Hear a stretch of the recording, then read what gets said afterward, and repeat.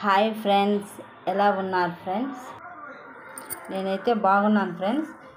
ఈ ఈ మట్టి ప్రమిదలు ఒక్కసారి గుడి కాడైనా, దేవుడి పటాల కాడైనా, మొత్తల కాడైనా ఒకసారి దీపారాధన చేసినాక ఇంకా వాటిలో దేవుడి దగ్గర వినియోగించకూడదు. ఇప్పుడన్నా మనం మొత్తల కాడ వెలిగించుకుంటాం కదా, అట్లాంటప్పుడు మాత్రానికి మొత్తల కాడ మాత్రమే వెలిగించుకోవచ్చు. కానీ కార్తీక మాసంలో ఇంకెప్పుడు ఈ ప్రమిదలు మాత్రం వినియోగించకూడదు.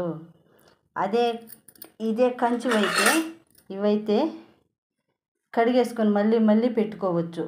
కానీ ఈ మట్టి ప్రమిదలు మాత్రానికి ఒకసారి వాడినాక వాడకూడదు. అదేవిధంగా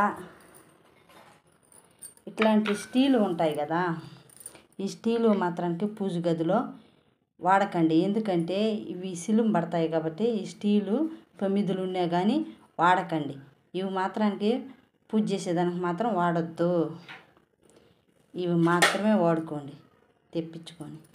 ఇవి మాత్రానికి కార్తీక మాసంలో మొత్తల కాడ బయట మాత్రమే వెలిగించుకునేదానికి మాత్రమే వాడుకోండి. కానీ ఇంక మాత్రానికి పటాల కాడ మాత్రం వెలిగించొద్దు. సరే ఫ్రెండ్స్, బాయ్. శ్రీరామ్.